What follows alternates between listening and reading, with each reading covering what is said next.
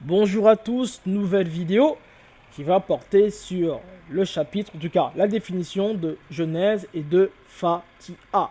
Mais avant tout cela, on va faire un petit récapitulatif, souvenez-vous. Donc, on a vu que Bible, sa racine antique c'est BBL, et qui vient du terme Bibélé, qui veut dire tout simplement éternel. Ce sont les langues africaines, on l'a déjà vu, Lingala, Kikongo, éternel. Et Coran, c'est RN ou KRN, on a vu que le K qui est égal également au C, qui est égal aussi au S, le R est égal au K, est égal également au L, donc ça donne SK, et N égale ND égale N, ça donne SKL ou KL, donc ça vient du terme Ekola, Sakola, Sokola, qui veut dire purifier, apprendre, nettoyer, étudier, réciter, témoigner, proclamer, etc., etc.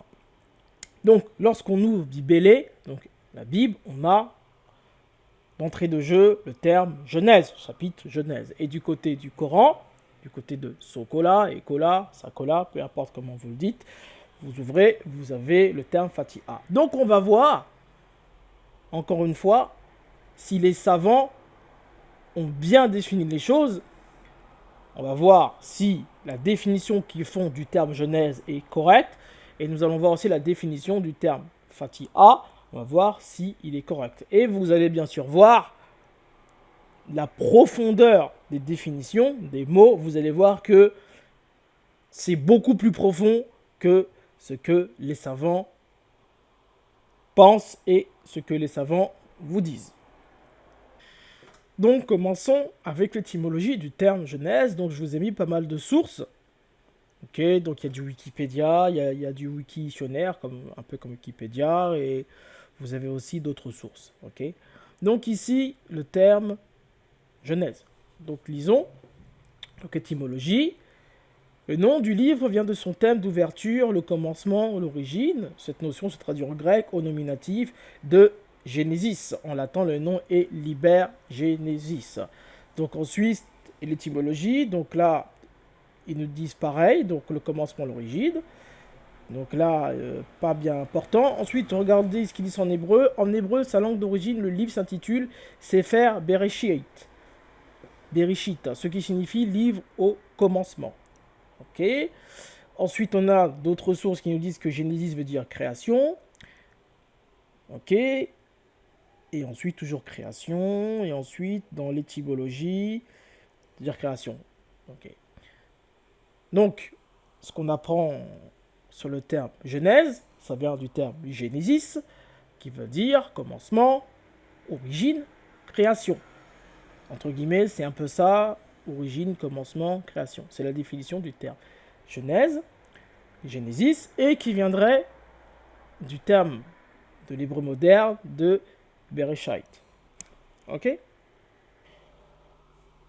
Donc on a appris certaines choses, donc toujours raisonner par niveau, c'est ce qu'on fait. Donc niveau 1, Genèse, niveau 2, Genesis, et on a appris que Bereshit, de l'hébreu moderne, la racine c'est BRST. Donc on va vérifier s'ils ont raison, on va vérifier si Bereshit est bien, entre guillemets, de niveau supérieur, entre guillemets, si l'étymologie est correcte par rapport à GNSS. On va faire un rappel étymologique. Donc le B est égal le M, est égal le N, est égal le H. On a vu ce fois dans nos anciennes vidéos pour ceux qui suivent. Le S est égal le T, est égal le D, est égal le Z. Le R est égal le K, est égal le L, est égal le G, est égal le H, est égal également le Q. Le Q là, bien sûr, on vous l'a rajouté. Ça, c'est pas exceptionnel. Car le Q est égal le C, est égal le S, est égal le K. Quand on vous dit par exemple la queue du poisson, ou si vous marquez que avec un C, ça fait exactement la même chose. Donc vous voyez bien que le Q et le C sont équivalents. Donc si le Q et le C sont équivalents, en sachant que le C est égal le K, quand vous dites Congo avec un K et Congo avec un C, c'est la même chose, sachant qu'en Lingala, il n'y a pas, en Kivu, en tout cas la lettre C n'existe pas. Donc forcément, c'est la lettre K qui est privilégié. Et donc voilà, donc c'est pour ça qu'on a rajouté le Q. C'est juste pour vous enrichir, bien sûr, le Q. Donc ça fait la racine, c'est BRST, en sachant que le B est nasal, c'est-à-dire qu'on peut l'enlever, muet. Ça ne change pas le sens de la phrase ou du mot, ça fait RST. Le R est égal au G, ça fait GST. Donc le T est égal au S, ça fait GSS. On peut rajouter ou enlever le N. Donc ça fait aussi GNSS. Le S à la fin n'est pas prononcé. Comme en français, quand on dit je tiens, le S, c'est comme s'il y avait un H à la fin. Donc finalement, la racine consonantique, c'est GSS ou GNS ou GNS. C'est pour ça qu'on obtient des fois Genèse en latin, français, qu'on augmente un peu le niveau, entre guillemets. On obtient Genesis avec un NS à la fin. Tout ça, c'est la même chose. Et nous, notre but, c'est de trouver ce fameux niveau 0, c'est-à-dire la langue mère, c'est-à-dire la langue hiéroglyphique, c'est-à-dire l'écriture consonantique, c'est-à-dire les langues africaines.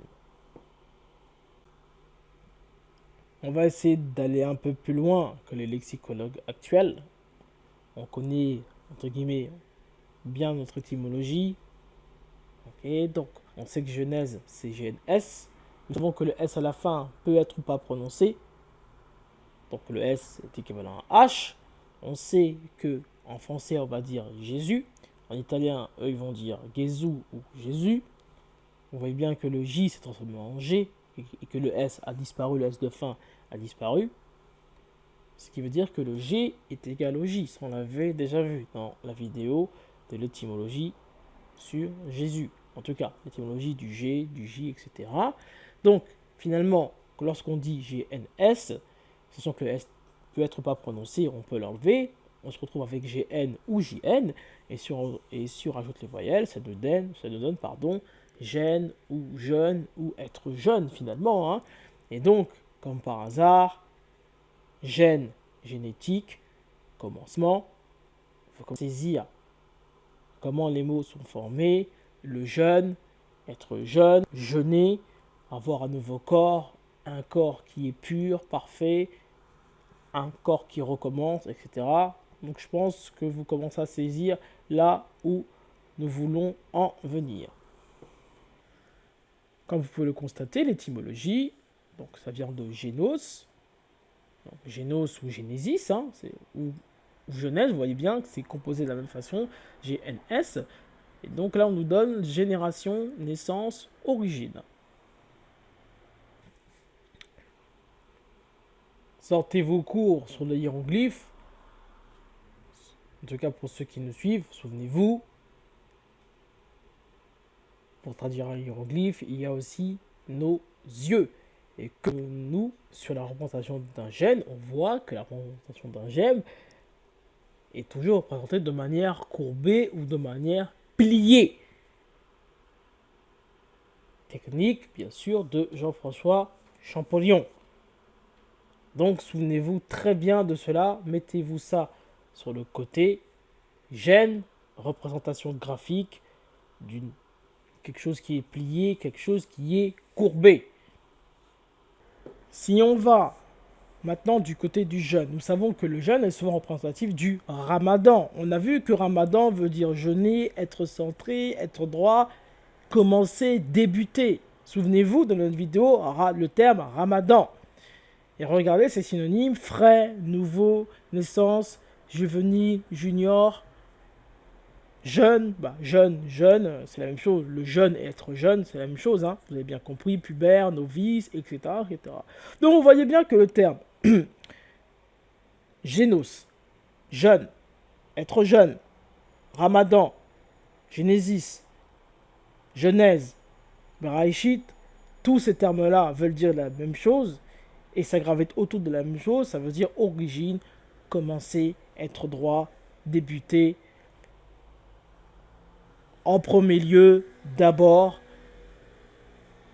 tout ce qui est représentatif, tout ce qui est nouveau, tout ce qui est neuf, tout ce qui est frais. Et donc, si on veut traduire le terme genèse en arabe, entre guillemets, à la place de genèse en grec, on peut dire ramadan. Et oui, les savants ne vous le diront pas. Les lexicologues ne vous le diront pas que Genèse peut être remplacé par le terme Ramadan. Et oui, on vous dit que la Bible et le Coran sont égaux. Vous ne pouvez absolument pas comprendre le Coran si vous ne comprenez pas la Bible. Et vice-versa. Les deux sont liés, les deux sont ensemble. Et même dans les mots vous parlent et les mots vous le disent. Mais ça, malheureusement, les imams, les prêtres, les pasteurs, sachant qu'ils s'y connaissent pas trop en étymologie, ils vont tout simplement vous diviser en disant que oui, ça c'est ceci, là c'est cela. Mais bref, on leur fait un petit clin d'œil. Et donc, si on fait un petit récapitulatif de tout ce qu'on a vu, déjà, on va beaucoup plus loin qu'un lexicologue lambda. Si on récapitule ce que nous avons appris, ce que nous donnent les mots, donc génose ou gène et le jeûne. Donc niveau 4, Genèse, GNS, le latin. Le niveau 3, Ramadan, l'arabe. Donc RMDN, on sait que le R est égal au G, le M est égal au N, DN ou ND c'est égal à D, donc ça fait GND, et sachant que le D est égal à S, ça donne GNS, ça donne Genèse. Niveau 2, Genesis ou Génos, grec, GNSS ou GNS. Niveau 1, Bereshit, BRST est égal à GNSS ou GNS. Si on fait notre approche étymologique, on va beaucoup plus loin que les lexicologues actuels, ou même que les savants. Donc nous on dit que Genèse, ça veut également dire origine, commencement, création. Donc ça c'est ce que eux disent, bien sûr. Ils n'ont pas tort. Mais nous on rajoute courbé, plié, représenter, centré, être neuf, être droit, débuter, etc., etc. Tout ce que nous avons vu avec le terme Ramadan. Et donc, on cherche toujours ce fameux niveau 0, c'est-à-dire maman, c'est-à-dire la mère. Donc, l'origine, quels sont les termes que la mère va évoquer pour définir ce fameux terme Genèse. Okay, donc, le grec. Okay, donc, on va voir d'où vient ce fameux terme Génésis ou Genèse. On commence fort avec le Kikongo. Le Kikongo, directement, vous donne la structure. Kunu, racine rigide, précédent dans la famille, ancêtre. Le K est égal au G, ça donne GN, ça donne le gène. Génos, Génésis, jeunesse. Kunu, on va aussi plus loin. Le N est égal au M, ça donne KM. Kam, Sham, Kam. Souvenez-vous, Kemet, le S à la fin est prononcé, le S est égal au T. Kemet, KMT, le K est égal au G, le M est égal au N, le S est égal au T. Genèse, Genèse, Kemet, Kam, etc. L'homme noir, bref. Bref. On commence vraiment très fort. Un terme qu'on voit X fois, le terme Congo, le roi, le pays. KNG, la racine N, KNG. Le N est nasal, ça fait KNG. Le K est égal au G, le N, le G, le K. Le K est égal au S, ça donne GNS, ça donne Genèse, Génos. On aurait pu garder KNG directement, hein, bien sûr, hein, et donc ça nous aurait donné GNS directement. Ok, donc nous on a inversé les consonnes, mais peu importe. Vous êtes en hiéroglyphe, droite-gauche, gauche-droite. Vous avez compris pour ceux qui suivent nos vidéos. Et donc, regardez bien. Nombril, cordon ombilical. Ancêtre, famille, origine. Le terme Congo qu'on verra tout le temps en hiéroglyphe. Dans les traductions, vous allez voir l'ampleur de ce mot qui est vraiment incroyable. Car KNG veut dire tout simplement le roi. Et que représente le cordon ombilical pour un enfant vis-à-vis de sa mère? Réfléchissez bien. Et le cordon ombilical, comme par hasard, ressemble tout simplement au graphique du gène. C'est juste en aparté. C'est juste en aparté. On poursuit. Sinsi, Masinsi, Kikongo, Gaza, Kuta, Sinsi, situation, état, condition, famille, parenté, pied, la tige, la tête, la touffe, la racine, l'origine, la source, la cause, la raison. Sinsi, Gaza, porter, mener, conduire. Guta, engendrer. Sinzi, racine S, N, S. Le S est égal au K. KNS, GNS. Gaza, Guta, GS ou GT. Le L est nasal. On peut l'enlever comme on peut rajouter. Ça donne GNT, ça donne GNS. Genesis. Genos. Donc voici toute la structure.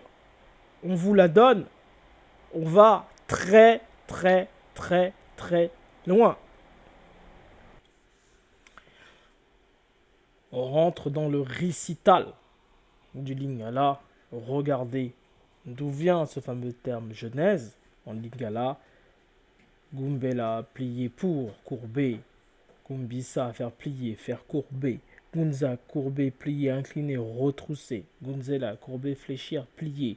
Gunsisa, faire plier, aider. Plier. Aider à plier, pardon. Et donc, cette fameuse racine GNZ ou GNZS, ce qui nous donne GNS, en sachant que le Z est égal au S. Donc, où ça donne GNSS, ça donne Genèse, ça donne Genesis. Et oui, courber, plier veut dire Genèse. Souvenez-vous du graphique, en tout cas de la représentation du terme Genèse, Genesis. On a vu que c'était... Les scientifiques représentent cela comme quelque chose qui se courbe, quelque chose qui est plié. Et qu'est-ce qui se passe? Qu'est-ce qu'on a vu? On a vu que Genèse vient du terme Ramadan en arabe. Que fait-on pendant le Ramadan? Et même que fait-on pendant le jeûne? On se courbe, on se plie pour qui? Pour Dieu. Et oui, Genèse veut dire se plier, se courber, fléchir pour, prier. Car c'est là qu'on se remet en question, qu'on se ressource et qu'on demande à Dieu pardon. Et de recommencer, d'avoir entre guillemets un corps neuf pour vivre plus longtemps ou pour être en bonne santé. C'est ça que ça veut dire Genèse. Aucun savant ne va vous dire que Genèse, d'abord veut dire Ramadan, et aucun savant va vous dire que Genèse veut dire courber, plier. Et regardez ce que font les langues africaines. Elles vous expliquent avec une certitude, avec une conjoncture, avec une précision, que quand vous faites le Ramadan, donc quand vous faites la Genèse, vous pliez, vous fléchissez, vous réfléchissez à être quelqu'un de meilleur, c'est-à-dire, entre guillemets, quelqu'un avec un corps neuf. Incroyable comment les langues africaines, moi je suis toujours abasourdi quand je vois ce genre de précision. C'est vraiment extraordinaire comment la mère des langues nous explique le fond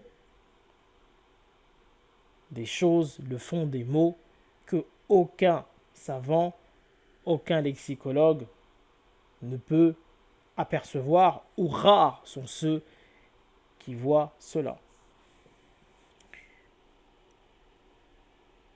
Et toujours en Kikongo, Kintete, Kinsonka. Donc regardez, priorité, premier, début, commencement, origine, principe, au commencement, autrefois, invention, création, habilité, esprit, inventif, composé, trouver, fabriquer d'histoire, composé, vérifier, la racine KNTT ou KNSK.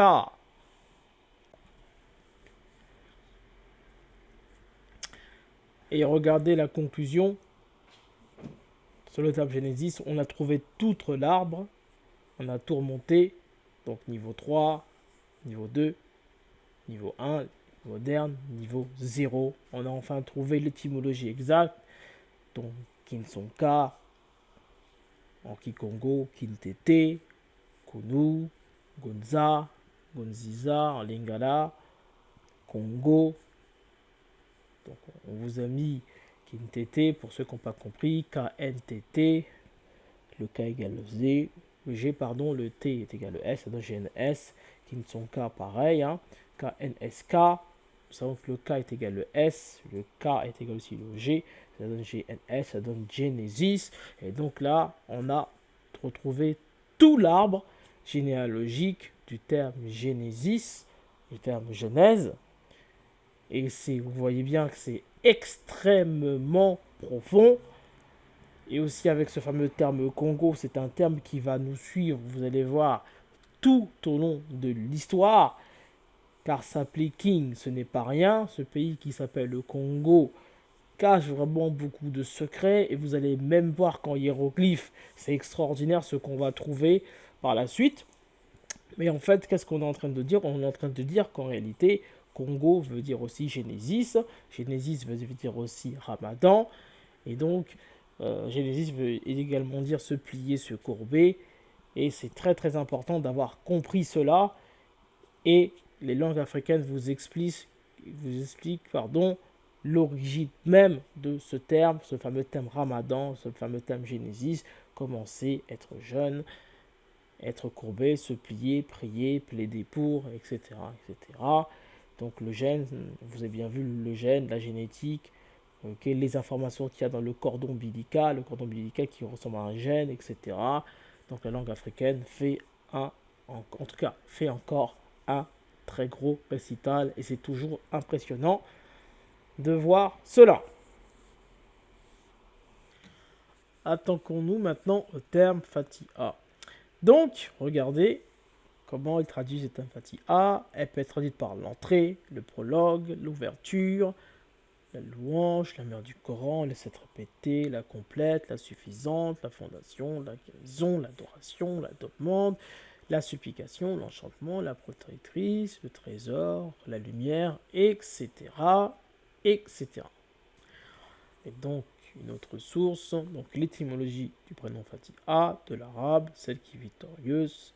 Fatiha est le nom traditionnel de la première sourate, celle qui ouvre le livre saint. Vous savez que nous, on va toujours plus loin. On pousse toujours l'étymologie. Toujours poussé. C'est ça qu'on structure. Donc, Fatiha, on sait que c'est FTH. Mais nous savons que il y a des noms qui ressemblent à Fatiha, pardon. Il y a Fatima, Fatimata, Fatou, etc., etc. Donc la racine c'est FTM, ou FTMT, ou FT. En sachant que le H à la fin n'est pas prononcé, le H est muet, Fatiha. Donc Fatiha c'est FTH ou FT finalement, donc c'est égal à Fatou. Fatimata, le M est nasal, donc on peut l'enlever, il va nous rester FTT, et Fatima c'est FTM. En sachant qu'en français, quand on dit il tient, le T à la fin n'est pas prononcé. Et quand je dis je tiens, le S n'est pas prononcé. Donc finalement, en réalité, FT est égal à FTH, est égal à FTS, est égal également à FTT. Donc finalement, tous ces noms sont équivalents. Est-ce que les lexicologues vous le disent? Est-ce que dans les cours coraniques, on vous le dit?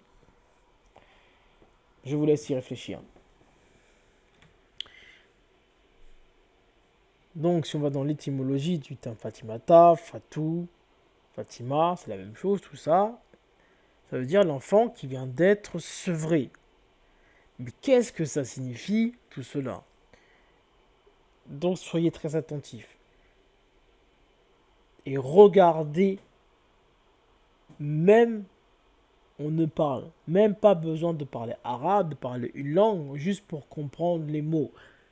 On nous dit l'enfant qui vient d'être sevré. Donc, un enfant qui vient d'être sevré, c'est un enfant, entre guillemets, qui n'a plus besoin du lait maternel pour grandir. Il a besoin maintenant d'aliments beaucoup plus solides. C'est-à-dire qu'à un moment donné, par exemple, chez les chats, c'est pour ça qu'on dit que le sevrage prend 3 mois chez un chat, chez un chaton. C'est qu'à partir de 3 mois, on estime que le chaton va commencer à prendre autre chose. Que le lait maternel, il va commencer à manger des croquettes, il va commencer à manger de la viande. Mais que se passe-t-il du coup lorsqu'on lit la Fatiha? On est en train de nous dire que lorsque vous lisez la Fatiha, vous êtes sevré, c'est-à-dire que vous devenez, entre guillemets, un adulte. C'est que vous avez les bases nécessaires pour grandir.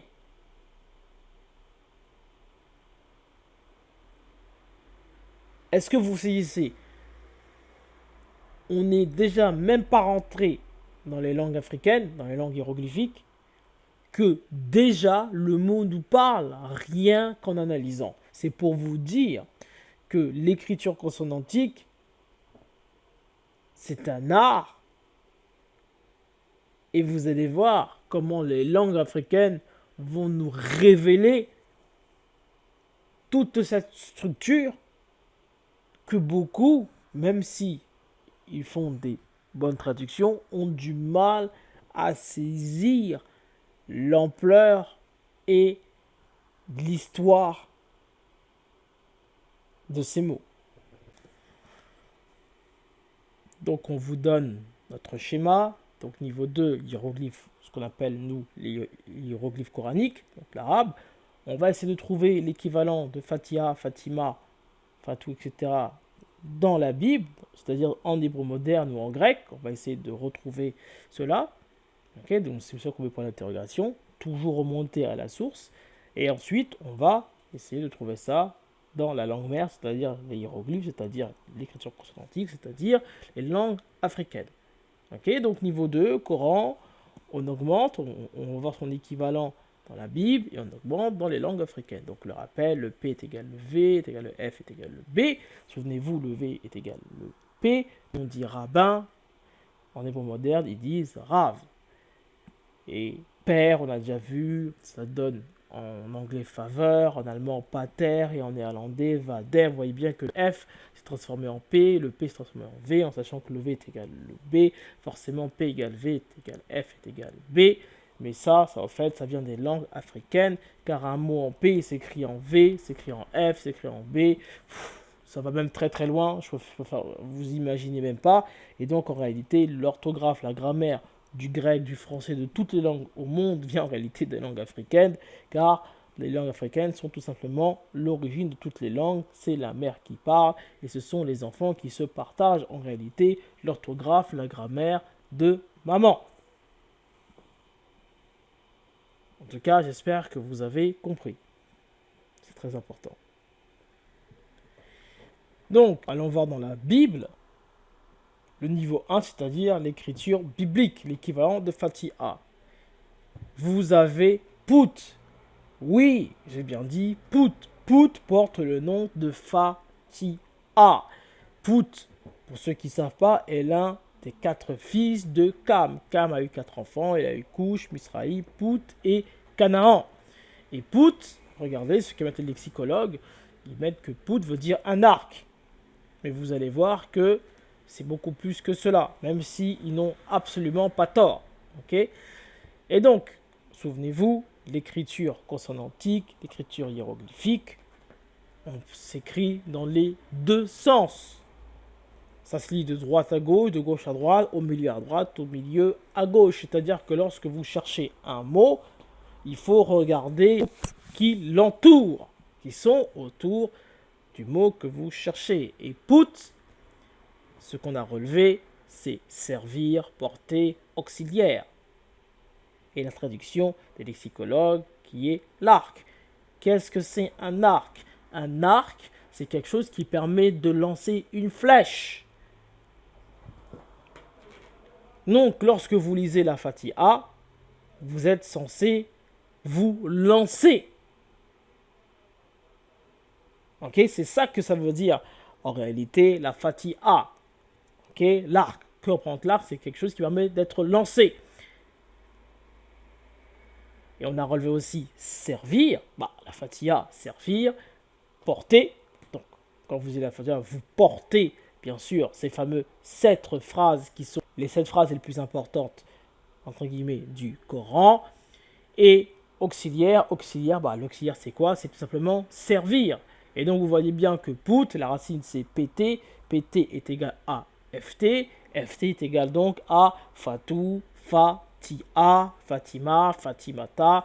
Et donc voilà son équivalent en hébreu moderne. Ça nous a pris que 2 minutes pour déjà augmenter le niveau et de voir l'équivalent de fatia dans la Bible. Et ne vous inquiétez pas, on ira voir également ce fameux pout qui est un mot très très important. Vous allez voir qu'il y a son équivalent dans les hiéroglyphes, car il y a un personnage qui porte le même nom que Pout. Et nous irons, bien entendu, nous irons bien sûr traduire son hiéroglyphe. Ne vous inquiétez pas, vous allez voir que c'est extraordinaire, que son hiéroglyphe correspond exactement à la Bible et au Coran.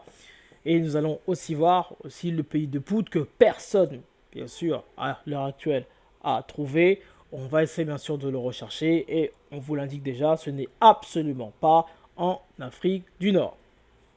Poursuivons. Deuxième terme, parce qu'on va vous en donner 3, parce qu'il y en a beaucoup, mais 3 ça va suffire. Péto, persuader, faire, croire par des mots, se faire un ami, donner avec persuasion, se confier, apaiser, suivre, se ranger, etc., etc. Donc là, vous voyez que là, c'est du grec. Okay, et donc, la racine consonantique, c'est PTH. Le P, on sait qu'il est égal au F, FTH. Donc là, vous voyez très bien que Péto est égal à Fa-Ti-A. Et donc, vous voyez bien que ceux qui croient que l'écriture coranique et que dans le Coran, on voyait bien que pas du tout. L'écriture coranique se retrouve également dans l'écriture biblique. Fatiha est égal également à Péto en grec. Ça veut exactement dire la même chose et ça a la même racine consonantique. Troisième mot biblique et ensuite on arrête là pour l'hébreu moderne. Au niveau 1, et vous avez l'un des enfants de Noé qui porte le nom de Fatiha, c'est tout simplement Japheth. Que veut dire Japheth? Ça veut dire l'ouverture, vous avez bien ouvert qui s'étend. Que veut dire la Fatiha? Les lexicologues aiment la traduire par la sourate de l'ouverture. Et vous voyez bien que Japheth veut dire ouvert, qui s'étend. La racine consonantique, c'est JPT. Nous savons que le J est égal au Y. Vous voyez bien quand les bretonnes, eux, ils disent Yafet. Donc le J est égal à Y. Nous avons vu que Jésus en arabe, je peux se dire Issa. Vous voyez bien que le J a disparu. En Lingala Kikongo, on le dit Jésus, ils disent Jésus. Vous voyez bien que le Y s'est transformé en J. Donc le Y et le J, c'est comme une voyelle. Donc la racine consonantique, c'est PHT ou PT, sachant que le H peut disparaître. Ça fait donc FHT ou FT, on retourne les consonnes FTH ou FHT, c'est la même chose. Nous sommes en hiéroglyphe, c'est l'écriture consonantique. Le plus important, ce sont les consonnes qui sont à l'intérieur. Et ça nous donne Fatiha, Fatou, Fatibata, tout ce qu'on a vu, bien sûr, précédemment. Okay, et là, vous avez vu que ça ne nous a pas pris du temps de malade. 3-4 minutes, on a déjà trouvé le nom de Fatiha dans l'écriture biblique. Et donc, nous avons déjà fait de l'excellent travail. Nous avons déjà trouvé notre niveau 1. Donc, on va un peu récapituler tout ceci. Et nous verrons bien sûr beaucoup plus tard que signifie Japheth, car vous allez voir que Japheth, Sem et Cam sont toujours liés. Ils sont tous les trois liés. Vous allez voir qu'en réalité, les trois aussi veulent aussi également dire la même chose. Mais bon, ça, on verra beaucoup plus tard quand on étudiera le nom de Japheth. Donc, si on récapitule, on a pas mal de niveaux. Donc, nous, on a rajouté le niveau 3 j'ai mis le grec, peu importe. L'ordre n'a pas vraiment d'importance. Ce qu'il faut juste comprendre, c'est la structure. Donc on a péto, niveau 3, le grec, donc cette fameuse racine PTH ou PT. Okay. Niveau 2, l'écriture coranique, hiéroglyphique coranique, le Coran, Fatiha, FTH, FTM. On remonte. Japhet, Pout, cette fameuse racine PHT est présente, FTH. C'est la même chose. Et nous, ce qu'on veut, c'est la source, c'est-à-dire l'origine de ces mots, l'origine même, c'est-à-dire maman. Les langues africaines, c'est-à-dire les hiéroglyphes. Que signifie, d'où vient Fatiha, Fatima et que cela signifie réellement. Les langues africaines vont nous donner une très grande leçon et une très grande précision par rapport à ces enfants. On commence très fort. Lingala, regardez, regardez. Ezibele, Ezibeli et Esipeli. Vous voyez bien que le B s'est transformé en P. Mais tous ces mots-là veulent dire la même chose. Lingala, porte, couvercle, ouverture, l'entrée, la Fatiha. Vous entrez dans le Coran. Vous ouvrez, vous entrez. Une porte. Elle aussi traduite par la porte. On ouvre une porte. Le couvercle, ce qui est au-dessus. L'ouverture. Et vous voyez comment les langues africaines vous expliquent le rôle de la Fatiha avec ses racines consonantiques. N'est-ce pas extraordinaire? Et donc, regardez, la racine de Ezipeli, c'est ZPL. Le Z est égal au S est égal au T. Le P est égal au F. Le L, on l'a déjà vu, est égal au H. Donc ça fait TFH, on retourne les consonnes, ça fait FTH, FT. Ça peut faire aussi FTM, FTMT, FTMS, etc., etc. On l'a déjà vu, racine consonantique, le M disparaît, le M on peut aussi le rajouter. Souvenez-vous, suivez nos vidéos, c'est très important de comprendre. Et si PLI, ZBL, c'est égal à FTA, CFA, TIA. Vous voyez bien que la mère est en train de vous expliquer la racine consonantique, les hiéroglyphes. Vous ne pouvez pas tricher, on n'invente rien. La racine FT, c'est l'entrée, l'ouverture, le couvercle, la porte. Ce sont les langues africaines. Les langues mères l'expliquent extrêmement bien. Poursuivons, c'est pas fini. Regardez comment les langues démarrent. Pelissa, Pessa, Kopessa le verbe.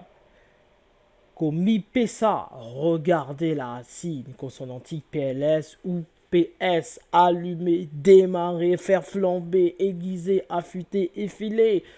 J'ouvre le Coran, j'ouvre le Coran. Qu'est-ce qui se passe quand j'ai la Fatiha? Fatiha veut dire j'allume, je démarre, je fais flamber. Je donne, je confie, je fournis. Racine PLS ou PS, on sait que le P est égal au F, on sait que le L est égal au H, le S est égal au T, donc ça fait FHT ou FT. Je peux retourner les consonnes, ça donne FTH, ça donne Fatiha, Fatou, Fatimata, Fatima, Fatma, bref, peu importe. Souvenez-vous, qu'est-ce qu'on a dit pour Fatou, Fatima, Fatimata, être sevré, regardez, c'est démarrer. Je suis maintenant affûté pour commencer à démarrer ma vie. Je suis affûté. abasourdi et vous voyez bien comment les langues africaines vous expliquent la signification des mots car elle seule peut le faire car c'est la maman. Et donc, si vous voulez traduire le Coran, la Bible et tout ce qu'il y a d'ancien, dont également les hiéroglyphes et tout ce qui est écriture ancienne, vous êtes obligé de passer par les langues africaines pour en comprendre toute la spiritualité qu'il y a derrière. C'est pour ça que les savants n'y arrivent pas avec le Coran, n'arrivent pas avec la Bible, n'arrive pas avec les hiéroglyphes car ils passent par la mauvaise langue. Vous interrogez toujours les filles, toujours les enfants, mais intéressez-vous aux parents. Poursuivons. On poursuit pour bientôt conclure. Pété, doux, doucement, mou, mollement, patient, patiemment. Péto, beau, clair, propre, pur. Pétola, clarifier, effacer, nettoyer, purifier. Racine PTL, FTH. Pétois, devenir propre, pur, clair, beau, être nettoyé, être purifié, rendre propre. Pétois, beau, clair, propre, pur. La même racine qu'on a vu tout à l'heure, donc pas la peine que je vous rajoute tout cela. Vous savez transformer normalement les mots. PTL, P, T, L, F, T, H, F, H, T, F, T, M, F, T, S, F, T, M, T. Voici la signification de la Fatiha. Pétola, clarifier, effacer, nettoyer, purifier. Elle est là pour clarifier, effacer, nettoyer, purifier, propre, pur.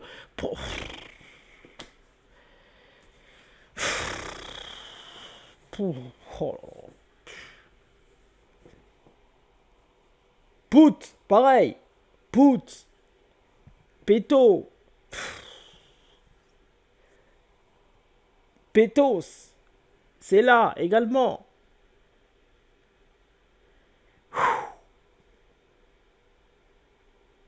Non mais, franchement entre nous, que voulez-vous de plus? Que voulez-vous de plus? Le finish des finishes. Fouta, payer, rembourser, expier, dédommager, indemniser, supporter, acquitter, satisfaire, corrompre. Foutama, être payé, indemnisé, foutez-la, payé pour, à la place de louer. Qu'est-ce que vous faites quand vous lisez la Fatiha?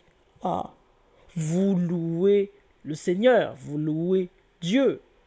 Quand c'est marqué payé pour à la place de, vous vous acquittez en lisant la Fatiha. C'est ça que ça veut dire, vous payez en lisant la Fatiha. Vous vous acquittez. Vous remboursez, vous dédommagez. C'est pour ça qu'on dit que la Fatiha est la sourate la plus importante du Coran. On vous explique pourquoi. La langue africaine vous explique pourquoi. Car la racine consonantique FTL, FTH, FTM, FT, c'est la racine de payer, de louer. Est-ce que vous saisissez? Qui va vous dire cela? Qui va vous dire cela? Fouta, on enlève les voyelles, ça donne Fatou. Foutama, on enlève les voyelles, ça fait Fatima. Foutella, on enlève les voyelles, ça fait Fatiha. Sachant que le L est égal au H, on l'a déjà vu. Franchement, encore une fois, quelle preuve voulez-vous encore avoir? Quelle preuve voulez-vous avoir? Et là, c'est juste le chapitre 1, c'est juste la Fatiha. On va tous les traduire, on va traduire tous les chapitres coraniques, tous les chapitres bibliques, tous les noms vont y passer, un par un. J'ai bien dit un par un. On va pas, bien sûr, traduire toute la Bible et le Coran, ce n'est pas le but. Mais on va traduire les choses les plus importantes. on va refaire le monde. On va refaire l'arbre de Abraham, l'arbre de Noé, on va tout faire. Les villes, Bethléem, tout, Noé, etc. On va tout voir en détail. Et vous allez voir comment les langues originelles vous expliquent le Coran et la Bible, les hiéroglyphes d'une facilité déconcertante. Et ça fait même très peur. Concluons. Notre conclusion pour cette vidéo. Donc on a appris pas mal de choses. Donc on est parti de la Genèse. Donc que veut dire Genèse? Donc notre niveau 4, Genèse, latin, on est remonté. Ça veut dire Ramadan. Quand vous faites le Ramadan, vous êtes en train de faire une Genèse. Vous revivez, vous recommencez. Vous voulez avoir le corps du début. C'est débuter, etc. Niveau 2, on est parti plus haut, Génésis, Génos, Bereshit, en hébreu moderne, et le niveau absolu, c'est-à-dire la maman, les langues africaines, les hiéroglyphes, Kintete, Kunu, Congo, Kunza, Gunziza, origine, commencement, création, courbé, plié, représenté, centré, le cordon ombilical, jeûner, être jeune, etc., etc. Donc, ce qu'il faut bien saisir dans ce chapitre, en tout cas dans cette vidéo, c'est quand vous faites le ramadan, vous êtes en train de dire que vous êtes en train de faire une genèse. Et c'est ça qui est très important de souligner. Et on apprend aussi que le terme Congo veut dire, l'origine veut dire le cordon ombilical. Vous allez voir que ce mot va vraiment, vous allez même voir dans les hiéroglyphes, va souvent revenir car KNG c'est le roi, king. Hein. Donc ok, bon, ça on verra plus tard, vous allez voir que dans les hiéroglyphes ça va très très loin. Mais bon, c'est juste pour faire un petit clin d'œil. Pareil, conclusion pour le terme Fatiha, on a trouvé tous les niveaux. Pétos, en grec, on est remonté. Fatiha, Fatima, on est remonté. Japhet, Pout, on est remonté. L'origine, la langue mère, Futela, Futa, Futuma, Petola, Peta, etc., etc., Pétois, etc. Donc, conclusion, la racine consonantique FTH, FT, FTM, FTMT, PT, PTL, PTM, etc., etc., louer, payer, indemniser, purifier, nettoyer, ouvrir, l'entrée, allumer, ça va extrêmement loin, clarifier, etc., etc. Donc, dans cette vidéo, ce qu'il faut retenir de ce fameux terme Fatiha, c'est que des personnages tels que Japhet et Pout portent le nom d'une sourate du Coran. Je pense que personne ne vous l'a dit à l'heure actuelle que ces deux mystérieux personnages portent le nom de la Fatiha. Okay? Et que la Fatiha est réellement la sourate la plus importante du Coran et la traduction nous le montre très facilement. Et on vous montre également que les langues africaines vous expliquent la Genèse, le terme la Genèse d'où il vient et le terme Fatiha d'où il vient. Et vous allez voir aussi, lorsqu'on va faire aussi tous les chapitres, vous allez voir comment ça va dérouler. Lorsqu'on va aussi étudier les fameuses lettres mystérieuses du Coran, vous allez voir comment cela va se passer. Du côté biblique, on va faire toute l'arbre généalogique depuis Adam. J'ai bien dit, tout l'arbre généalogique de Adam. Je répète bien, tout l'arbre généalogique de Adam. Pour que vous montrez avec certitude que tout vient de l'origine, et cette origine, c'est tout simplement l'Afrique. Il ne faut pas avoir honte de l'avouer. Dans une famille, il y a un grand frère, et le grand frère est l'Afrique, et ce grand frère est tout simplement l'homme noir. Il n'y a pas de honte à le dire. Prochaine vidéo, on va s'intéresser au mot suivant, le terme France. Donc, est-ce que les lexicologues ont réussi à traduire ce fameux terme France. Et s'ils ont réussi, on va essayer d'aller beaucoup plus loin que cette fameuse racine FRNC.